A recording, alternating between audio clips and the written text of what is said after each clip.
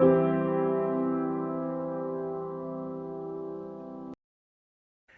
and welcome to my channel, Thriving, Not Just Surviving. I'm your host, Charlie Henry.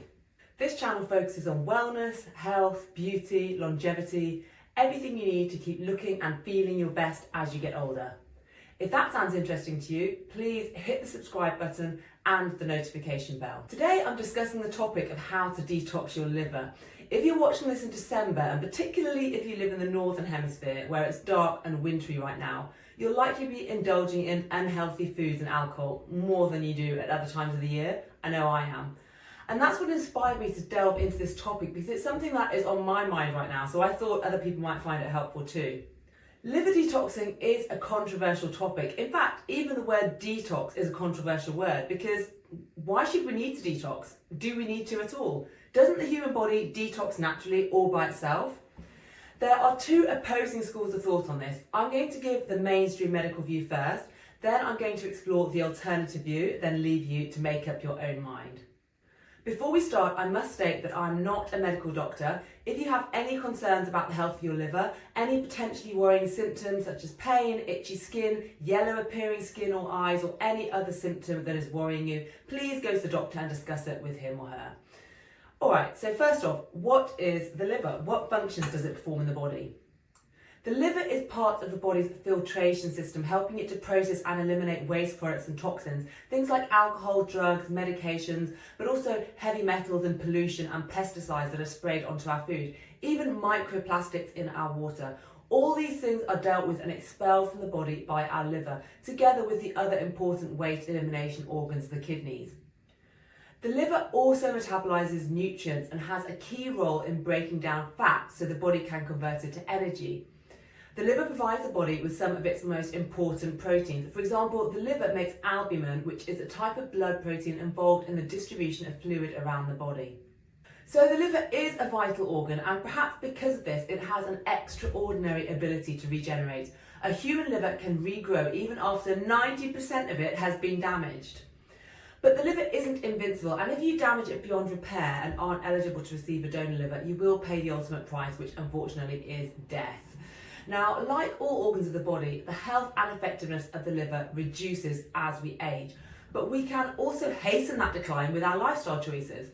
Some obvious lifestyle choices which impact negatively on our liver's health include drinking too much alcohol, using intravenous drugs, getting unlicensed tattoos, but also being overweight.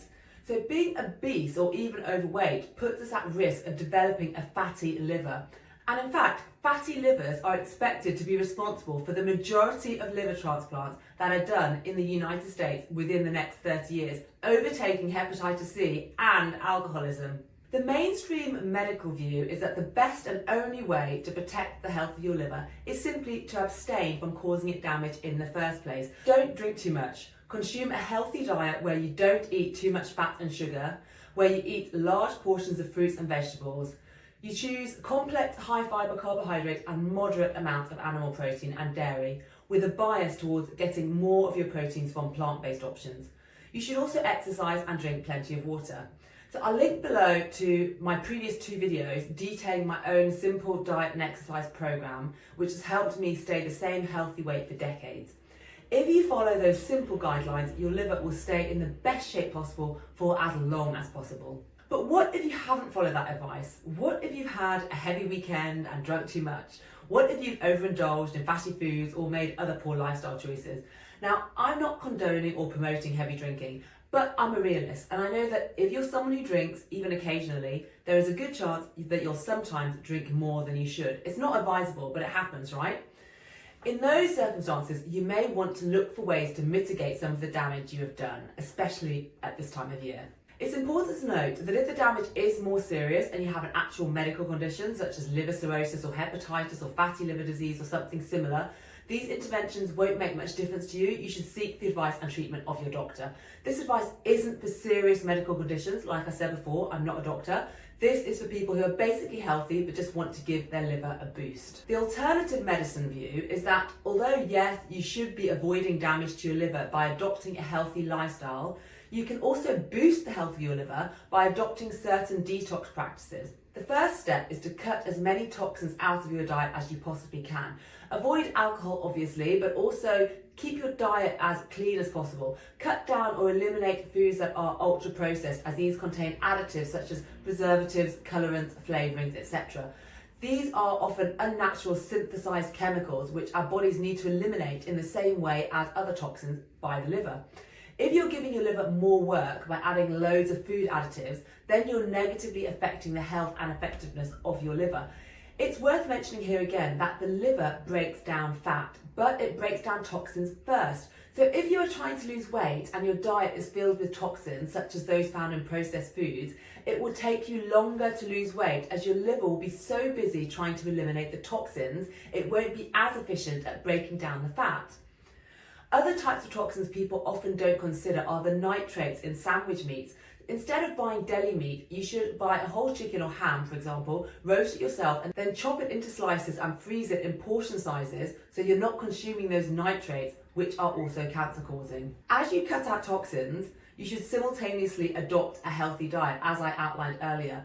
You can also focus on eating foods which are great for the liver, specifically foods rich in potassium, which helps cleanse your liver. Everyone immediately thinks of bananas when they hear potassium, but did you know orange sweet potatoes, which I believe you call yams in the States, are even higher in potassium than bananas?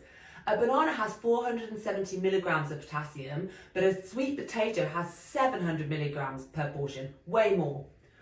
Also, beetroot greens, which I regularly eat, simply cooked like spinach in a little olive oil, and in fact spinach too, are fantastic. Beet greens have 1,300 milligrams per cup, and spinach has 840 milligrams per serving.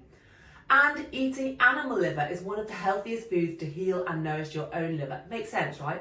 Ideally, grass-fed organic liver from young cows or chickens or lambs.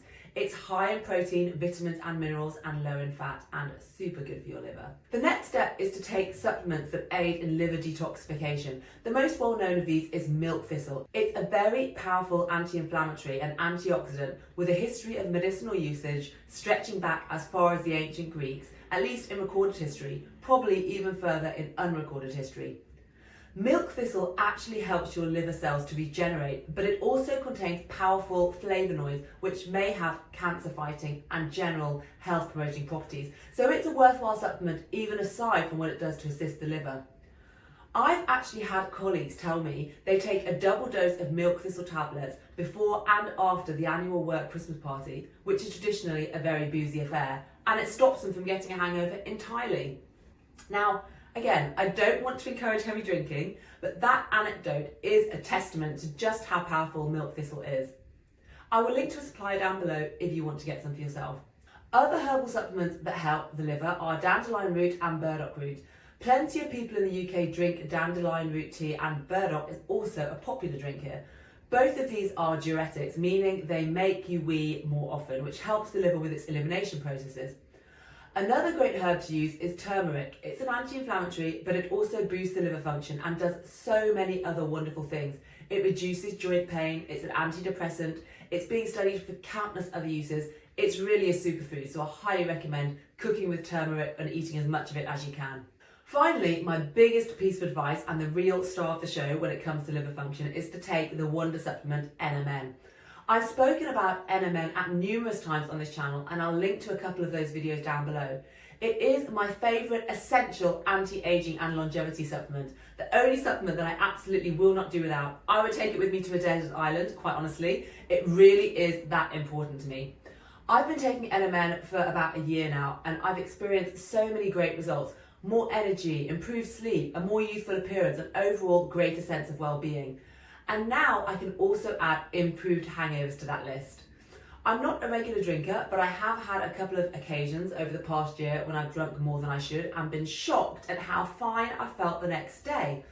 I've also watched Marcel, who is the owner of the Pulse YouTube channel. Shout out to you, Marcel, if you're watching, love your work. He has commented and he's noticed his hangovers have improved since taking NMN. So I decided to look into it. What is it about NMN that is doing this? NMN boosts your NAD levels, and NAD is crucial in your body's ability to process and eliminate alcohol. As we age, our NAD levels naturally decline, and that is one reason why our hangovers get worse and worse as we age. But NMN reverses this. I've noticed that my hangovers are now more similar to what they were in my late 20s and early 30s, rather than the just kill me now and get it over with hangovers I started getting in my late 30s and early 40s. So it's taken me back at least 10 years. I will link to an article below that explains the science of this in greater detail for those who are interested. I didn't go into it in detail here because it is quite dense and difficult to understand if you're a layperson as I am, but I'll link to it below if you want to know more.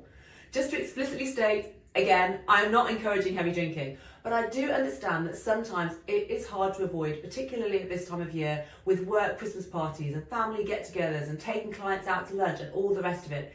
If you are going to be doing any of that socialising, my advice is to start taking NMN now and then follow all the other advice I've given above to give your liver the best fighting chance at recovery and overall good health. And you should continue taking NMN on a daily basis throughout the year because it does have so many other health benefits. I take 500 milligrams twice a day in capsule form, so that is the dose I recommend. So that's a total of 1 gram per day. It doesn't have to be taken alongside food, but I do recommend waiting an hour after drinking tea or coffee. NMN is a type of B vitamin, and just like with other vitamins, tea and coffee can block absorption. And I've seen the truth of that in myself and what I've experienced when drinking tea or coffee too soon after taking my supplements. If you're not yet taking NMN, I'll put a discount code to my trusted supplier, donotage.org, down below. They will give you 10% off the retail price.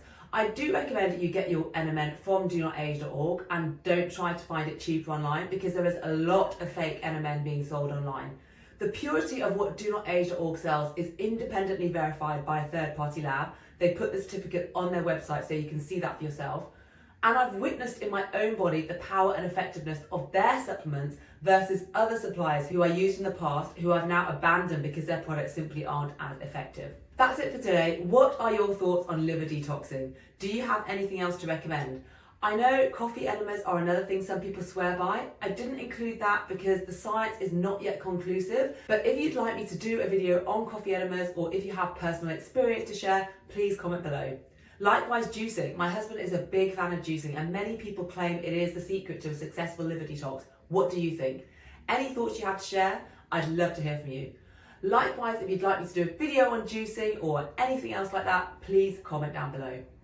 That's it for today. If you've enjoyed today's video or found it useful, please hit like and subscribe, and please share this video with anyone else you think will benefit from this information.